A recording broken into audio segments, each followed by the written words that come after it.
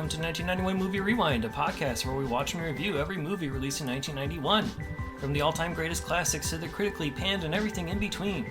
We will rediscover forgotten fan favorites and uncover hidden gems as we explore the depths of direct-to-video. Join us in our celebration of the fun, unique, and diverse films of this highly underrated year. This week, we watched A Kiss Before Dying.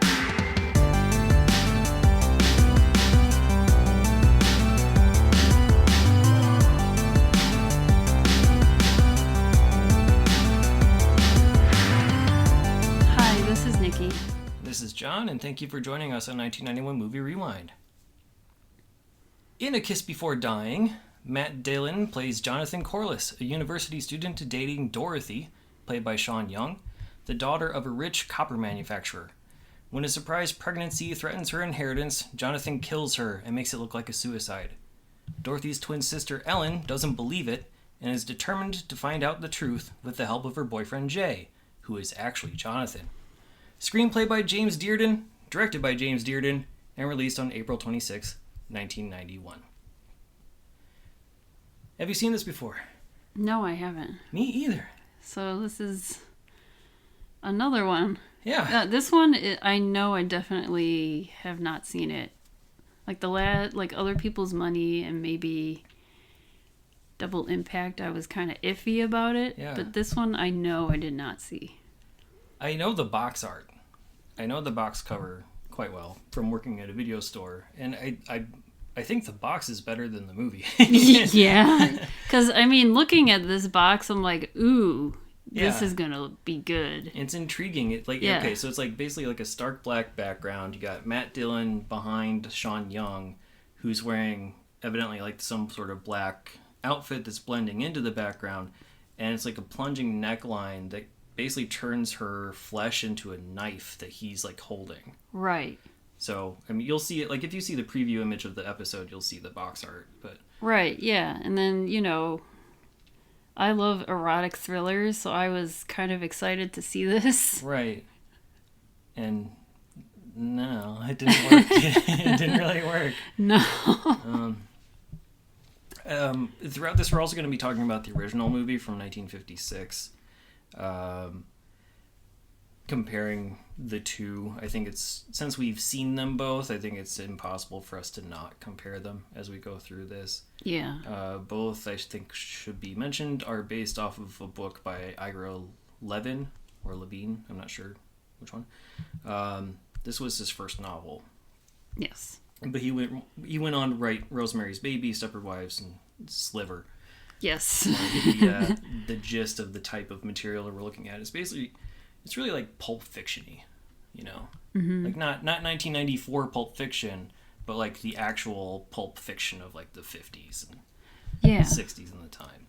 Yeah, I've never read any of his books, but I mean, I've seen all the movies that are based off the books, the ones that have been made, and I'm curious to read these books now. Go for it. I kind of want to read this book more to know if this was a better... I'm usually a book is better than the movie type of person anyways. Yeah, I think most people are. I'm not a reader like at all. I just don't have the time or patience for it. So it's not that I don't think the movies are better than the books. It's just that I'd rather invest less time on a movie that might be a little bit subpar versus spending hours, days, weeks on the same story through a book, because I'm so slow with it. But I mean, it might be worthwhile to find out, which movie got right in these, because I think if you combine the two movies, you might have a better overall experience. The first one did a better job with the I did like a quick glance at the plot of the book and just to compare how this movie is to the book, and I think the first movie is a little bit closer to the book, but the way that both the first movie from the 50s and then this movie from the 90s the way it ends is not how it ends in the book. And when we were watching the trailer for this 1991 version, there was a part in the trailer where they're in the copper factory. Yeah. That is in the book. Yeah, so if you happen to see the trailer before watching the movie, well, there we are can some add scenes the that trailer, are not. sure, if you want on the website. If I can find a version of it, I'll add the trailer in there. But yeah, there's scenes that do not appear in the final movie. Yeah, because we watch the movie first and then we watch the trailer. Yeah. Just to be like, oh, let's see. Avoid spoilers. Yeah. Yeah. Which was good because if we watched the trailer first, we'd be like, well, where was that entire 1 minute of them in the copper factory? Yeah. I think I even said to you, like, did I miss something? Like, was I looking away from... Well, because then I even looked at... Well, then because I was kind of like... not paying. I started to like. We're taking our notes and looking things up as we watch sometimes, and so we're not. But then always... I'm also like really getting annoyed with this movie, so like. Yeah, near the end we're sort of checking out a little bit too. Yeah, I started to check out sometimes, so I was like, did I miss it? But then I don't remember any scene of being in any sort of factory. Yeah, and so what ended up happening is that's the original ending to the movie that just did not test well, and so they reshot it and gave us the ending that we'll talk about later in the episode. Which I don't even know which is better. We'll get there, I guess. The movie was leading up into the whole idea of them going to the factory. So it was that's like a complete a complete 180 from what the movie's dialogue was leading towards, but whatever. Before we even get there, I think it's interesting to mention that like this movie starts off with Jonathan meeting Dorothy at the municipal building to get their marriage license. Yeah. And like immediately kills her in like basically the first scene. Yeah, that's where I was like, oh, we're starting off here, which is in the first movie. That's happens like halfway through. Yeah. But then I thought, oh, is this gonna do a flash forward? You know how they're gonna show him kill her, but then do a before how they met type of thing and what led up to him up to the death. Yeah. Well, killing her. But no. It starts off with him killing her and then going on. Yeah, it starts off with a pretty unmotivated, what seems to be a pretty unmotivated killing. There's very vague dialogue of, oh, have you told anybody? Yeah. And stuff like that. And then, yeah, they're on the roof of the municipal building because the marriage license place is closed, which he knew, she didn't, because she trusted him at the time. And to kill time until the office opened, they went up to the roof. And then, he drops her over the ledge or lifts her legs up and, like, basically gives her a little heave-ho toss. Right. That was so. And then her death was surprising. It was graphic. It reminded me of the original Suspiria.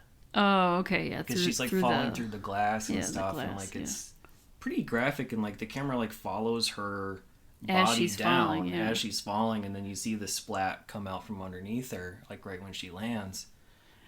So it's very much like the original Suspiria. They show her go through the glass, and you see her react from the glass. Yeah.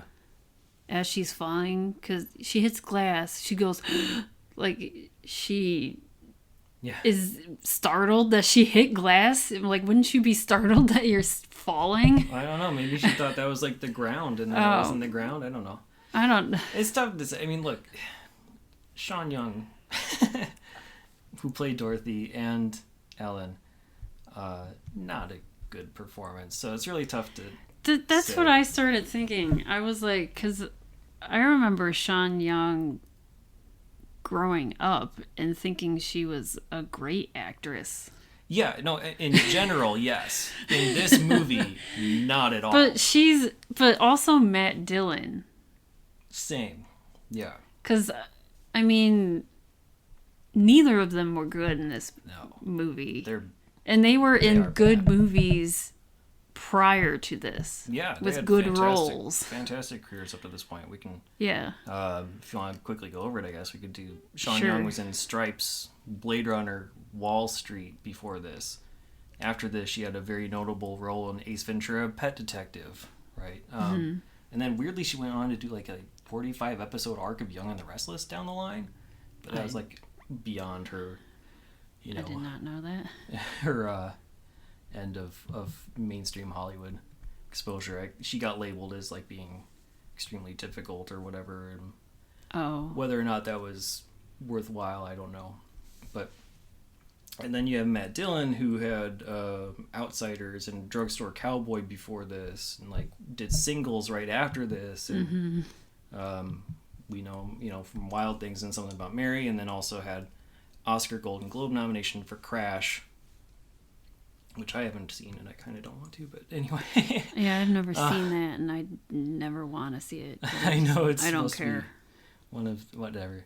Anyway, it's like a Green Book situation. So yeah, a very undeserving win from what we constantly hear. But yeah, they were in good movies and they provided very good performances and movies up to this point, and this was just garbage. Yeah. But that death scene was cool, and so it kind of started out as promising. Yeah, from the that. death, I was like, oh, okay, we're going there. Like, this is graphic. Yeah, it was nice to see that. I don't know. It's nice to see these graphic deaths. How nice. I think it's just interesting to see that, the R-rated version of this 1956 movie, which didn't show anything, really. Yeah, I mean... And that's understandable. Yeah, because it's 19... I was reading up even about that movie. It was very scandalous for her to even say that she was pregnant during that time. Yeah, I can understand that, but that also probably means that it makes sense that she meets her end because she's pregnant. The bad people, quote unquote, have to, under the Hays Code, have to, have their punishment, and so. But we can also say that this movie reminds us, I guess, a lot of A Place in the Sun. Yeah. Which we watched that movie a couple months ago. So when recently. we were watching the first movie from 1956, I was like, this is a lot like the same type of plot as A Place in the Sun. Yeah, it's like a poorly acted Place in the Sun, the 1956 version. Because there's bad acting in both. Robert Wagner and Virginia Leith, who played I Ellen, will and say Joanne that Woodward, who played Dorothy in the original. Yeah, I will say that I actually prefer the first movie over the second if we had to compare. Yes. I mainly like the sister, the one... Oh, Ellen? Yeah, the one that lives, I guess. Yeah, Virginia Leith. Yeah. Yeah, I just like the way that the story went. I thought they handled the reveals of new information better in the original. It shows, it's very noir, which I like, and then it shows, like a girl detective. This woman is doing the work. You're right.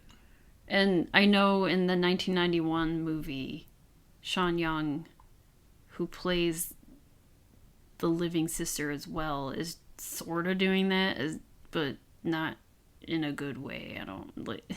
She stumbles into clues a bit more. She's not as she's not as sleuthy.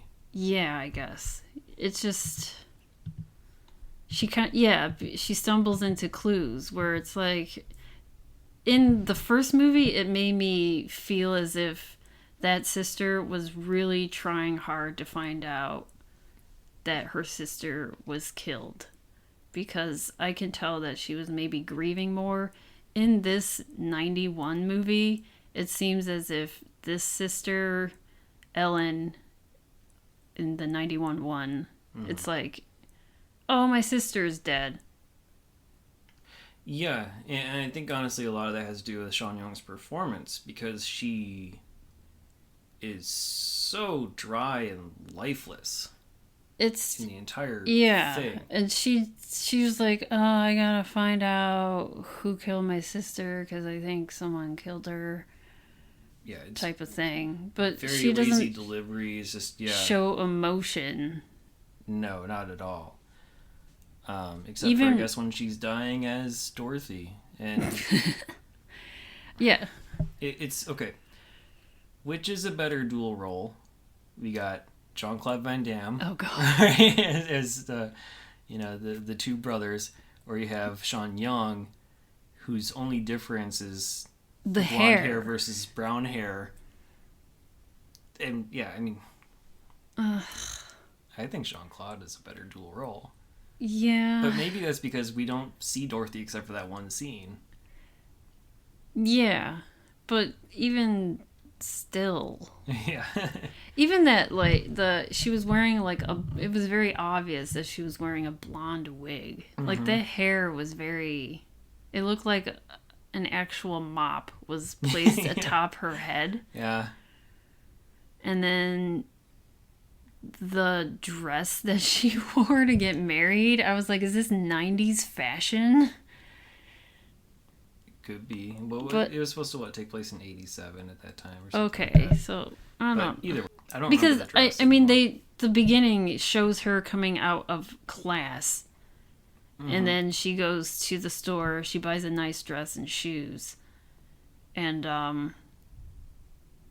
no, she dresses up in her dorm room and her friend's like, "Oh, you must be meeting your secret guy." And she's like, "No, I'm meeting my father." But it looks as if she were to meet her father because she's wearing looks like a business suit to me. Sure. Yeah. And I'm like, "Oh, no, she's actually going to go get married to this guy." Yeah. It's all In this weird. business suit thing. Yeah, I don't remember the outfit all that much. I always pay attention to I guess the 50s one was just classier. But I know we're trying, this is like comparing 50s fashion to like 80s, 90s fashion. Right, yeah, it's gonna have that extra bit of esteem and class, probably Just naturally, 'cause over it's more the top, conservative, and like it has like that structured bit of historical. shoulder pads and Sure, yeah. yeah. But I mean, that's how we get introduced to the movie, basically. Oh, actually, there is one other shot. Pre one other that, scene yeah. Before that, where There's like a preamble. like it's above the credits, I guess, where they're looking at the Carlson copper factory, the Carlson copper factory. So you see like shots of workers, you see like the flames and the molten copper and everything, and you see like this model train coming from the set, and then it's not supposed to be a model train coming from a set, but you can tell that it is. And then you see this little boy looking out the window at the trains that are passing by, and he's like, I don't know, is he supposed to be angry? Is he supposed to be He's just like, staring at the train. admiring them? It's tough to tell, but that is evidently, that's supposed to be Jonathan as a kid seeing these Carlson copper factory trains going past his in window all his the time. young boy's brain, he's like, I'm gonna own these trains one day, or what? Yeah, and I don't know if that means like, oh, these trains mean someone have money and I want to have the money, or is it I want to infiltrate these people because they ruined my life with these trains going past my house all the time. Yeah. You don't really understand fully in this movie. Yeah. In the original, they don't have the train scene.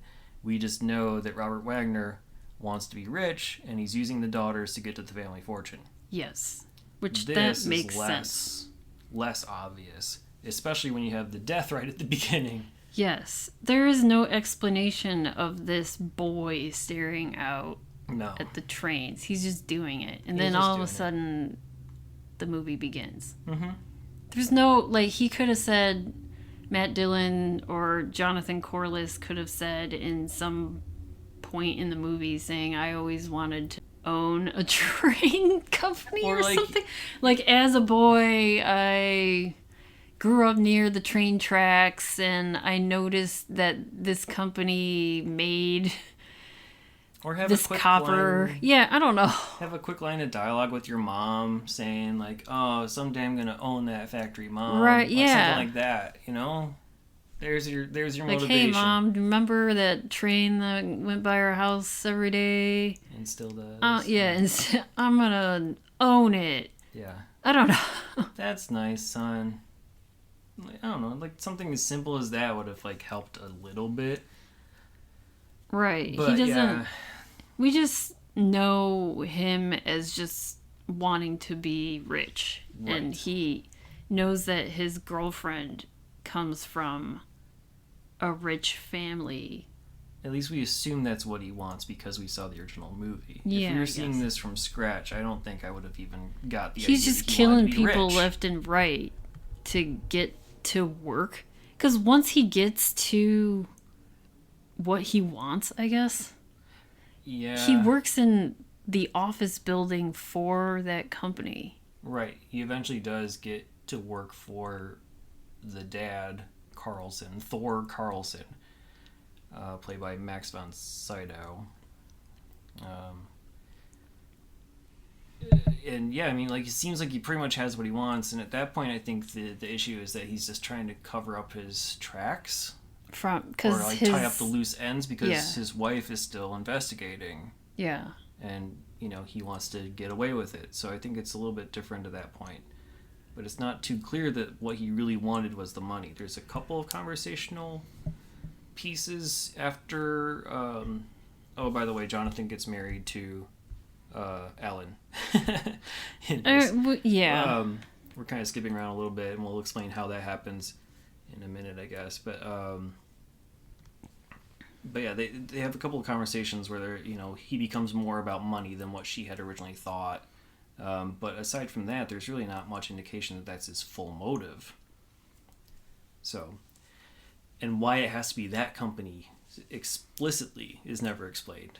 Like, why not just try to find another heiress that doesn't have a Right, connection to the like- person you killed? Yeah. So, other than looking at the train. Yeah. So, anyway. So Dory's dead. Dorothy/Dory, for short, is dead. Matt Dillon's flipping burgers. And then he hitchhikes to New York at 6 months later. He's hitching a ride with a guy named Jay Faraday, played by Adam Horovitz, also known as Ad Rock from Beastie Boys, who had a small acting career around that time and then kind of stopped doing side acting gigs for a while until While We're Young in 2014. But we'll see him again in another 1991 movie called Long Road Home. Anyway, Adam Horowitz is there, picking him up, explaining his life story, that his parents died in a plane crash, and that he's an orphan, and whatever. And next time we see Matt Dillon's character, he has taken that identity of Jay Faraday. Yes, and it's assumed that he killed Yeah, it's that assumed guy. that he killed Jay, because we don't ever see him again aside from that one and scene. takes his identity. Right. But we don't know for sure. But he uses that identity to meet Ellen, who is Dorothy's sister, also played by Sean Young, with the dark hair, who's working at a place called Castle House, which is basically a home for like troubled youth, or like a shelter for homeless or whatever. Yeah, But that's what it's I was wondering. For helping people. Yeah. I was wondering, I mean, was she legal aid for them, or was she Probably helped find legal aid if they needed to. Like, we see them going around town and like dropping off food to people who are on the streets, right? providing shelter and saying, hey, if you need a place to stay, our place is open 24 hours, come here and sleep it off or do whatever. They're they know prostitutes and junkies and whatever, and they're just trying to help however they can. So yeah, I think it's sort of like an all-purpose thing, and they have That's what I connections and was resources still for trying whatever. to find what her actual job was. Yeah, I don't know the title or anything, obviously, but it's Well, just like, was yeah. she? I was like, oh, is she a social worker, like a legal aid person? Because she did say she went to Columbia, and then her sister went to University of Pennsylvania. Yeah, which is where they met. Which is where Jonathan Corliss met Dorothy. And then I think Jonathan Corliss and Dorothy, they were in law school, because when Ellen went to go back to talk to Dorothy's friend from college, Patricia. Yes. Didn't she say that it was a guy that worked in the legal library? That's who she was dating before Jonathan. I don't know if they said for sure that they were in law school or not. I don't know. That's why I was like, is this... So were she they was in either law dating school? somebody who worked at the library or was dating a law student, or maybe, yeah, all three of them were law students together. I don't know. Ellen is helping people and is less concerned about material goods and money. Yeah, even though To Jay / Jonathan. when these homeless people or sex workers get, in jail or whatever, she does bail them out with like her family money. Yeah, or if like they had to take one to the hospital and she pays for the hospital bills because she has the money and it's meant for other people. It's not meant for her. And at the start, Jay / Jonathan, I guess I'll just start calling him Jay at this point, is on that same side because he's trying to infiltrate and get with Ellen so that he can marry her and get into the family fortune. And so he's altruistic and working at that same place and driving the van with her and everything until they get married, and then he starts to get into the copper side of things and takes a job with the dad.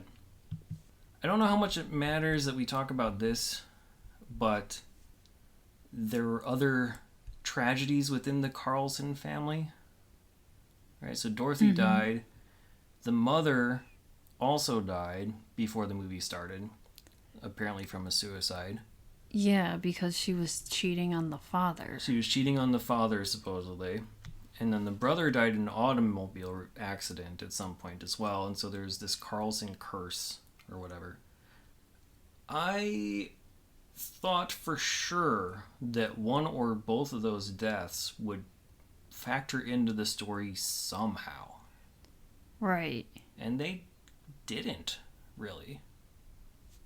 The father finds out that Dorothy died.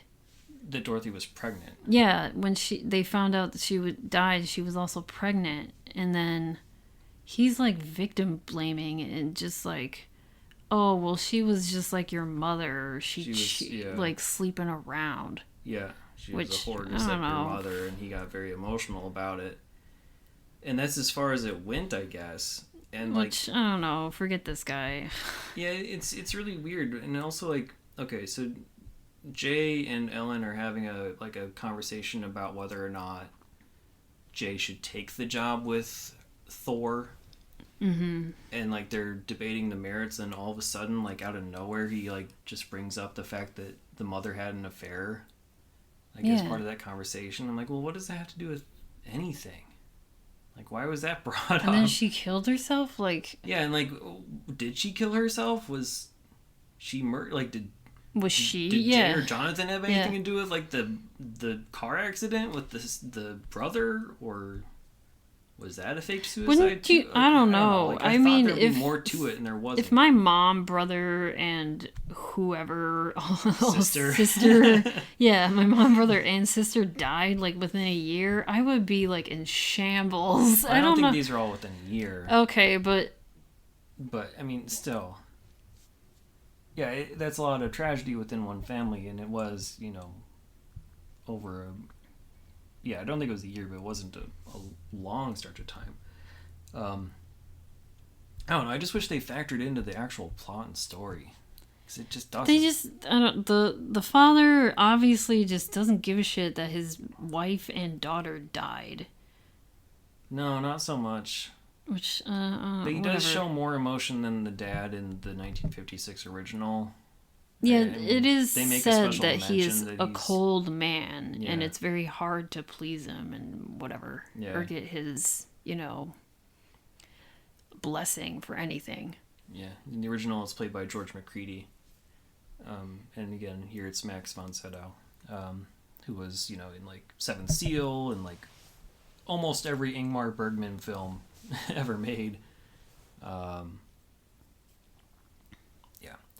So anyway, we'll see him again in a couple movies, and he's actually in 3 1991 movies besides this, so we can talk about him more another time. But yeah, I mean, the movie kind of moves fast. Like, they get married pretty quickly. They do a lot of jumps in time that aren't very obvious. There's progression, and then, like, okay, they're married, then all of a sudden it's months later. And then, like, it only picks up the story again when Ellen gets a new tip, like, about that law clerk fellow that Dorothy was dating. And so she goes to see him to try to figure out if that was, if he was the killer. Mm-hmm. And Jay follows them and kills him and fakes his suicide. Yeah, writes a note on his computer That mirrored the one that Dorothy supposedly left at her death. plunge. Indicating that they were connected after all. And that was also a very graphic looking death, because he gets strangled with a belt, and then they show him hanging from the ceiling with a very blue face afterwards. But all that happens basically within 10 minutes. Basically, like, the guy takes Ellen and says, okay, I can't let you in because I have this landlady who won't let women into the room. But I'm just going to grab my yearbook and come right back out. And then, like, within 10 minutes, Jay's, like, barged in, killed him, wrote the note, and is out of there. Well, okay, then So- the guy goes in to get this yearbook, but he doesn't go straight out. He looks at the yearbook. Like, he's turning the page slowly. Yeah. I'm like, why can't you go downstairs and turn the pages slowly with Sean Young? Exactly. Or Ellen? And he's like, ooh, I got it. Run downstairs. Don't stand at, like, your closet and then reminisce for 10 minutes. Slowly turning pages. Yeah, it didn't make sense. Ellen thinks that guy...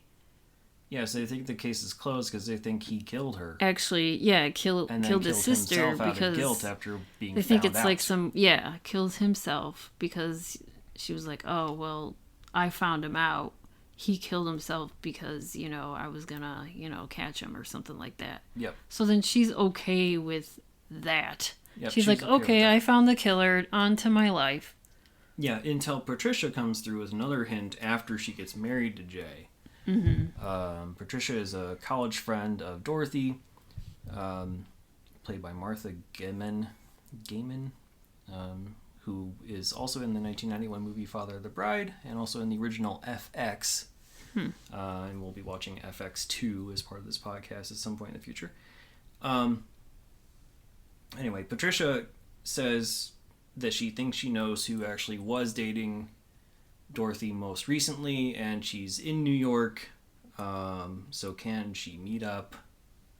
And Jay is listening to this voicemail, picks it up, and intercepts the call, and then goes to meet Patricia in the hotel. Yes. And strangles her to death. And he In the chops hotel up her room. body. Yeah, and then chops up her body. Did he bring tools? I kind of missed that part, but he must have, I guess. Guess so. I mean, you see him with the luggage, and he just shoves her back with the luggage. Yeah, I'm assuming that was her luggage, that he just stuffed her into her own bags. No, he came in the door with a bag in hand. Oh, but I thought that was hers because he said, oh, it's the bellman, or... Oh, okay, I'm the so like bellhop. her... Okay, so she was expecting her bags to be brought up to her? Right. Okay. Because he just came in the door and pushed her with... With the bag. With the I bag. assumed it was her own bag that he was Oh, doing I it thought he with, brought one. But, yeah, maybe. But yeah, I mean, he's going to have some sort of tools to cut through bone and stuff. Mm-hmm. So that They don't show that. They show a bloody tub. Yeah, him above a body, obviously sawing back and forth, but we don't see body parts. No. We don't see him kill her. We just all of a sudden. Well, we see him choke her to death. Yeah, but Okay, he comes in. Okay, he comes in and chokes her. Chokes her on the bed. The next until she's scene dead. is and then the next you scene hear is, sawing, and Yes. then they show him above, like it's an aerial shot of him above her. The tub is all bloody, and then you see him sawing her body into pieces. Yeah. It's How are you gonna clean that up? That's a lot of fluids coming everywhere. Yeah, I don't know. And the weird thing is, like, when the cops do come around at some point. Okay, so first off, he dumps the suitcase off the side of a bridge into the water. But yeah, in terms of the cleanup side, like when the cops come to investigate, they're like, "We're investigating a missing person." Mm-hmm. Like, it's not an obvious death because he must have cleaned up that tub real good before he left. And then the hotel isn't like this woman was here and then all of a sudden she's not, so now it's a missing person. I guess. And then so before he drops her body off into the river, he has to make this long haul with her dead body in this suitcase through this very busy lobby. Yeah. And he's like rolling this suitcase through all, like weaving through all these people, and then he goes through the door. The bellman's like, "Oh, let me help you with that." Yeah. And he tries to pick it up, and he's it. like, "Oh, do you have a dead body in here?" Right. In like the one moment of brevity in the movie. I was like, "Oh, something's happening." I don't know. And then I was like, I mean, that was a suspenseful moment, I guess, because what if that suitcase opened up? Right. Yeah, they didn't. Because you kind of see it bulging. They don't let you have those types of satisfaction. They don't let you have that type of suspense. Yeah. This movie just plays it very straightforward the whole time. They don't give you those little curveballs, unfortunately. But the detectives come and meet with Ellen because Patricia had her name and number in a diary that was left in the hotel, so he didn't clean up everything. And so they knew that Patricia was supposed to come and meet Ellen. Ellen knew nothing about it, of course, but then, yeah, Jay knows he's still in trouble, I guess, in some form or fashion. And that Ellen is now thinking that maybe her sister's murderer is not being caught after all. So she's on the offensive, looking for additional information. Jay's getting more worried, but nothing really ever comes of it until they're at a bar. Some guy from college recognized him. Yeah, a guy he was flipping Jonathan. burgers with. Oh, okay. Yeah, a guy named Terry Dieter in the movie, played by a guy named Jim Fife, who was he was in The Frighteners, he was in Tanner 88, and also he was the jogging ghost in Ghostbusters 2 that checked his pulse. I don't know if you remember, like he's like, you know, like pretending like he's running on a track and then he like checks his pulse, but he's a ghost. So that's him, same guy. Yeah, he identifies him as Jonathan. Yes. And Ellen doesn't know that name for this guy. He knows Jay. And so, yeah, there's a confrontation and like, oh, you must have the wrong guy. And, you know, that typical. Everything you expect to happen happens. So, he's sort of made at that point. Jay is sort of made as Jonathan. And then Ellen learns the truth and tries to contact Jonathan's mother. The mom says that her son's been dead for 3 years. Ellen still goes to visit the mom to talk about her dead son Jonathan. Find out that Jonathan walked out to sea and never came back, and supposedly left his own suicide note. I guess the mom doesn't even look into this.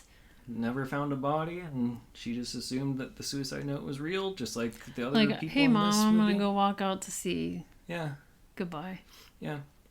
But she kept the room as is, and so that allowed Ellen to look for clues, and she finds a suitcase with all the Carlson obsession and Dorothy's lighter, which was the real revelation yeah. item.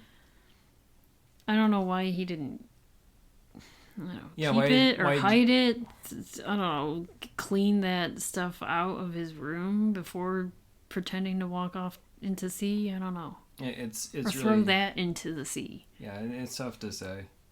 But pretty much right after she finds the lighter, she turns around and sees Jonathan there. And they have their confrontation in the house. They break stuff. They chase each other around. Not really. Jonathan chases Ellen around. And then they go outside, up a hill, under the train tracks, where Jonathan is hit by a Carlson train and dies. Very gruesomely. Yeah, that death was also, like... It was funny, though. Kind of graphic. It was graphic, but it was, like, very clearly, like, this meat puppet type of a thing. Yeah. You know, so it was, like... Like, it was just kind of bouncing up and down while the train was going atop his body. Yeah. But... And then... I don't know. Before... Okay. Sorry. Before Jonathan is revealed to be in the house with her, she's at the window seeing the Carlson trains go by. And a tear runs down her eye. As if she makes the connection, like, oh, this must be why he did it. You know? Do you remember that? Okay, so maybe he has you think this is more of a personal vendetta than him wanting to... Well, I'm saying I don't know, and the movie doesn't make it clear. But, like, Sean Young clearly knows the motivation, because she sees the Carlson train going by the window, and is like, it all makes sense now. Like, she has that, like, you know, mindset or visual delivery. It made sense to her, it didn't make sense to me, is what I'm trying to say. But anyway, he's dead, she's alive. And then after the accident, you pan over to that window of the broken house, and there's him as a little boy looking out the window again. It's like a ghost or something. I don't know. And then, and it kind of, the camera just keeps on zooming into this little boy's face. Yeah. And then credits. Yeah, it's really lame. So that was the new ending that they rushed through because the original one tested so poorly. So I think that's probably why, partly, that body that got hit by the train looks so bad is because it probably was like built in 10 minutes and like, hurry, we gotta get something together. Come on, Gary, let's make a body. So in the book, the way it ends, it just, I'm not gonna read like the entire ending. Well, first off, the character's name is Bud Corliss, which I think was in the first movie. Yes, it was in the first movie. And then in the book, they were the Kingships rather than the Carlsons. Yes. So, Corliss, he ends up stumbling and falling into a vat of the copper, and that's how he dies. And that's what it made it sound like they were going to do. Which I would be interested in seeing that death as well. Because even the first movie kind of ends how this movie ends, where he but instead Bud Corliss is just hit by a car, not a train. Right. Yeah, so the way the original ends is that Ellen finds out about him. They're going to like the top of this quarry type of area where they're like mining for copper. And then Bud knows he's made, and he tries to push Ellen into the way of a moving truck. The truck sees it, swerves out of the way to hit her, and hits him and knocks him into the quarry to die. Yes. So yeah, very similar type of an ending to the original. That type of death. But yeah, they definitely were leading into the whole concept of, you're going to meet me at the factory. Yeah. And then that never happens, except for in the trailer. So, I don't know. We could have had 2 1991 movies with, like, molten metal deaths. Yeah. This and T2. But we didn't. T2 is obviously the better death, even. Yeah. Yeah, I don't know if there's anything else really to say about this. I think we Just covered most more. of the, Yeah, the I know. plot points. Just more about the book. So the Corliss character, he marries the one sister, gets her pregnant, has her killed. He kills her. So he moves on to the next sister, Ellen. And he is about to marry her, but it's very similar how the first movie is. She's more of a detective. She does find out that he killed Dorothy. And he confesses that, yes, I killed your sister Dorothy. He kills Ellen. Okay. And then there's a third sister. Okay, in the book there's a in the third book. sister. Okay. And he ends up marrying that one. Huh. But then, his death is by falling into a vat of copper. So I don't know why they didn't show, like, the third sister. Probably or just second time death. constraints, I guess. Yeah, I guess. If you're trying to make a quick and easy movie, then you don't want to, like, repeat the same thing, like, a couple times. I don't know.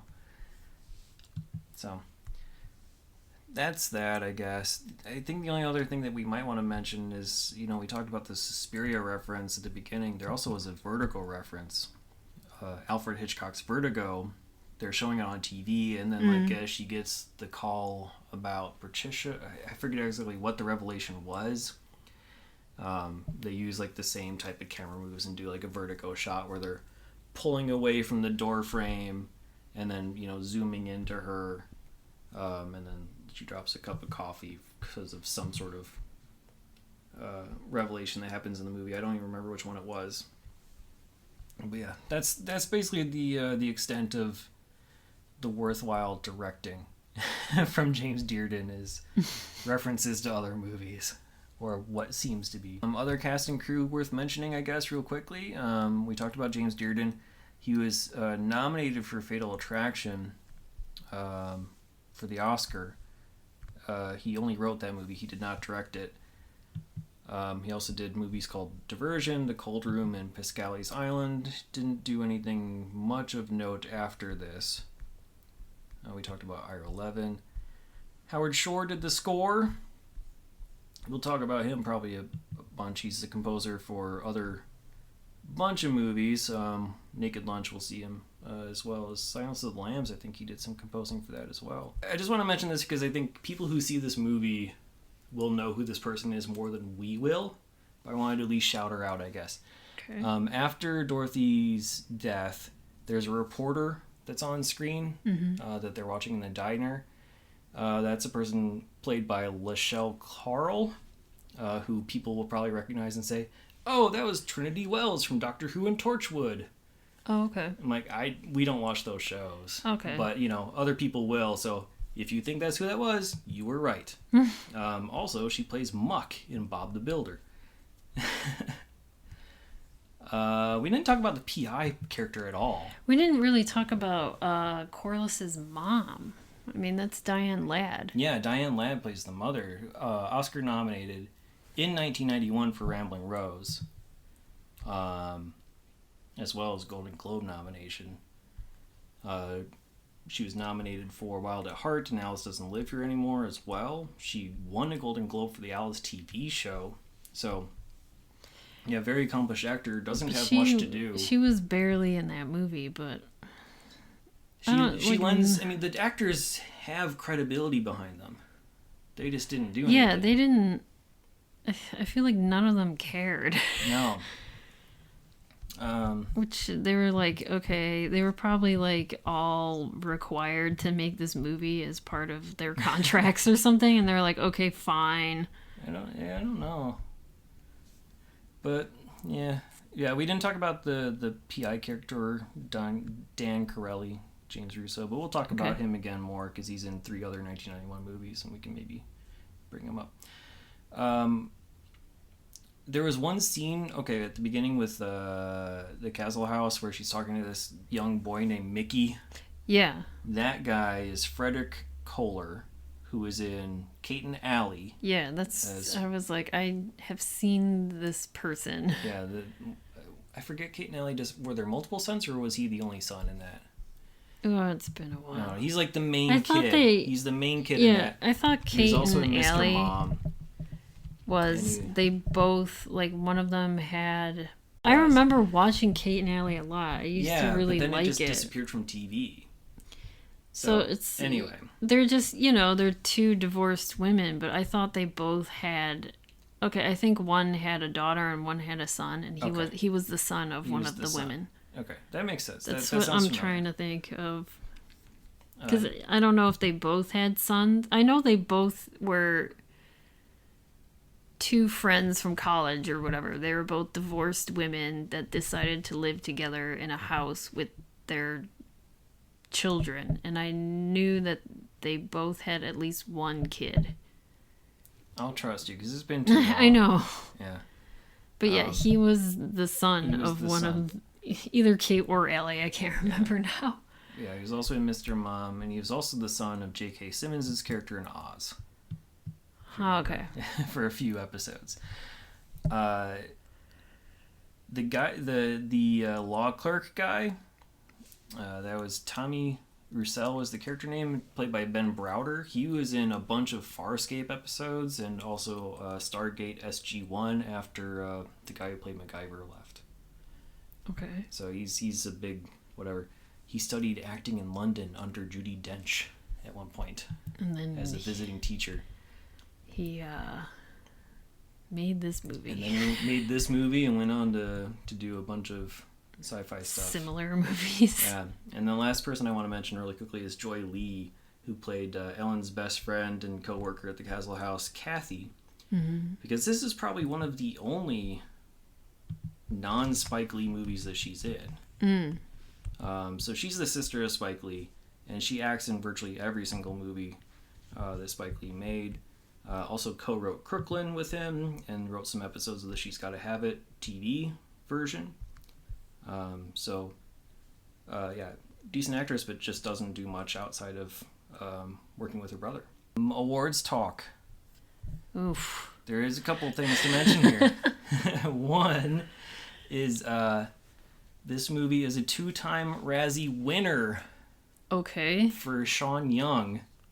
She won Worst Actress for playing the twin who survives and Worst Supporting Actress for the twin who's murdered. Is that how it's credited? Yes.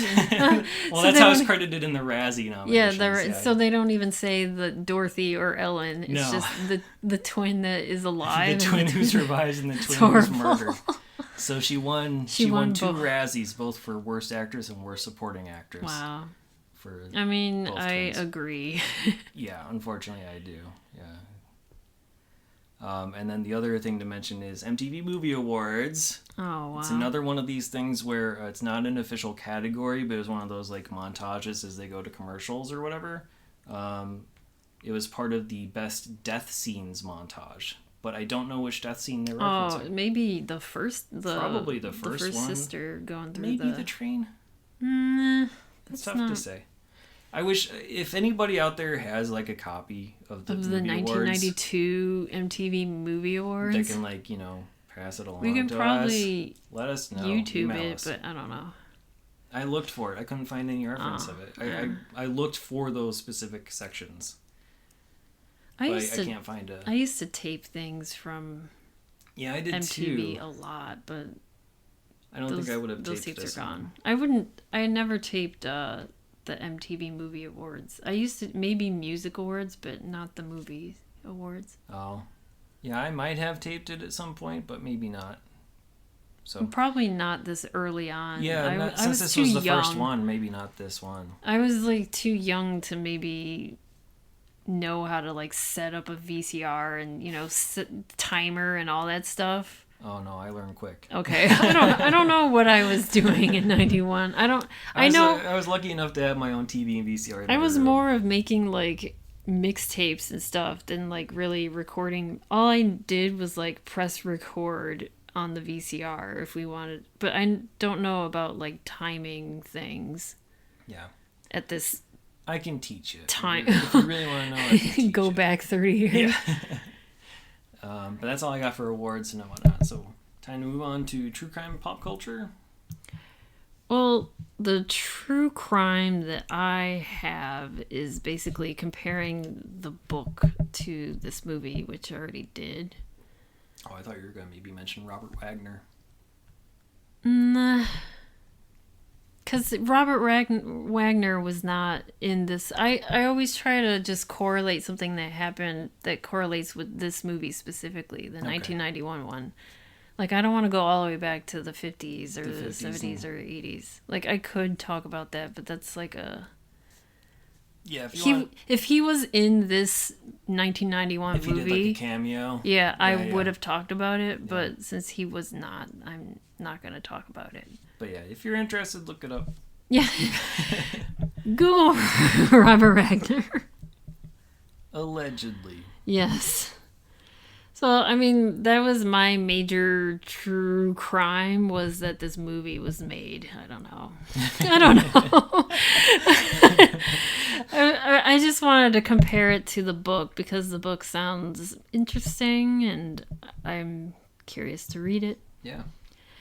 I mean, the other thing that I found that happened on this day, April 26, 1991, was that Carmine Coppola died of a stroke. And Carmine is the father of Francis Ford Coppola. Oh. Well, that's too bad. We had a Coppola in this movie, too. He played one of the detective that visited them in New York. Mm-hmm. Sam Coppola. And I believe he was 80 years old. Okay.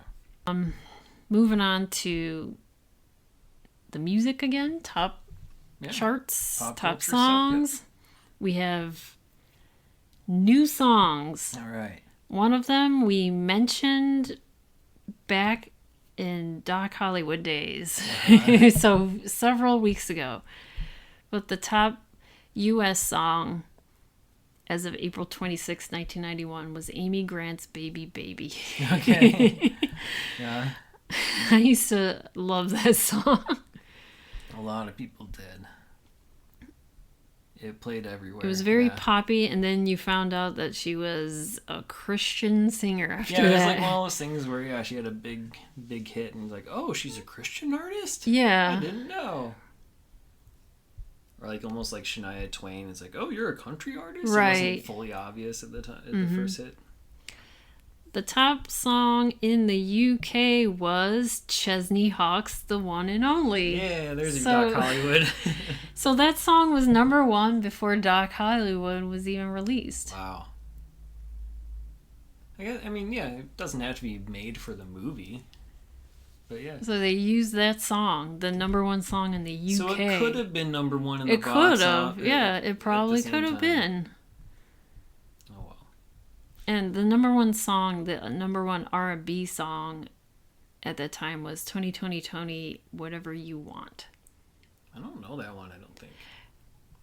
Me neither. This is like Pre-knocking the boots? That's not... Is that not them? They don't do Knockin' the Boots. They do Loot. Loot, that's what I'm thinking of. And, obviously Anniversary. They're both oot. They had an oot. They didn't do Knockin' Boots. I thought they did Knockin' the Boots. Tony, Tony, Tony is not... Loot is definitely the song I was thinking of. They're not that level. And then, cute little side note is that I saw Tony, Tony, Tony open up for Janet Jackson in 1994. That would have been fun. It was a good show. Did they do Knockin' the Boots? No, they didn't. Okay. So on to TV. This week for April 26, 1991 was the premiere of Dinosaurs. Ooh. It was part of the TGIF lineup. It was Full House. Then the very first episode of Dinosaurs. Wow, in April? Yeah. That's weird. Which is weird, yeah. And then Family Matters and Perfect Strangers, obviously. And then I tried to look up SNL again for this weekend, and they did not do an SNL episode We'll find for one. this weekend. We'll find one. There was one before this one and one after, so... I mean, Dinosaurs is good one enough. day. Yeah, Revelation. it was the premiere of Dinosaurs. That was such a... I need to watch it again at some point, but I remember it being such a much Big better hit. show than, like, I don't know, it was self-referential and whatnot. Yeah, I don't know. I feel like it was a better show than, like, all of the other sitcom fodder around it. Right. Because it's like a parody of that, but still, whatever. I don't know if And it still using holds up or not. puppetry and... Yeah, I don't know. I haven't seen it since it's been on, so... Yeah, it's been a long time. Moving on to rankings and ratings. So, on your 1 to 5 star scale, where would you put A Kiss Before Dying? I am giving this movie a 1. Is it your first one? No, this is my third one. That's your third one? Man, I'm just not... I'm not remembering it all. It's your third... It's your first third one. My first third one. I'm going to say this is my first... I'm going to put this below my other 2 ones. This is your least favorite of all. This is my least that favorite we've movie seen. that we've seen so far. I I honestly would put Other People's Money over this one, like, slightly. Wow. Okay. I'm with you though. I mean, on my 0 to 4 star scale, it's not a 0, but it's a half star. Okay. Like it could have been worse. It just wasn't. There's just not much here redeeming whatsoever. I'd say, like, if I were doing the 1956 movie, that would probably be like a 1.5. I like that It's one, still not and that I would good, but probably it's give definitely that better a than 3 this. because I was more interested. I was kind of into the story. I wanted to find out what really would happen to the sister and even, Bud Corliss. Yeah, I think maybe not. It was more suspenseful. I was more interested. I guess seeing the story for the first time helps. I think if we would have seen this first and then the 1956, I wonder how much different our perceptions would be. But I mean, the acting was terrible in the 56 original too. I thought it was shot very blandly. It's No Place in the Sun. Right. Yeah, if you're gonna watch a movie of this type of subject matter, Place in the Sun. Yeah. Is better. But everything's worth watching once. Would you watch this again? No. No. Yeah, I mean, there are bad movies that are worth watching again. Yeah. Really, beyond the opening scene, no, there's nothing worth watching again in this. But if you, for some reason, want to watch A Kiss Before Dying, as of this recording If you in April... want to be tortured. If you want to be tortured. If you want to watch some trains pass by your window, as of this recording in April 2021, it's available on HBO, VHS, DVD, no digital rental. But as always, check your local listings because that could change. You can listen to us on all of your major podcasting platforms. Please remember to rate, review, subscribe, tell your friends, give us the 1992 Movie Awards copy. Yeah, if someone has a VHS copy of the 1992 Movie Awards, send it along. You can email us I at will 1991. gladly watch it. You can email us at 1991movierewind@gmail.com.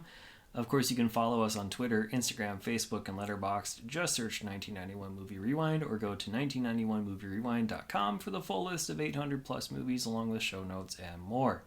Next week, we're finally breaking the cycle and watching a movie that doesn't have dead or dying in the title. We're going to be watching He Said, She Said, which is available on HBO, digital rental, VHS, and DVD. We'll see you then. Thanks.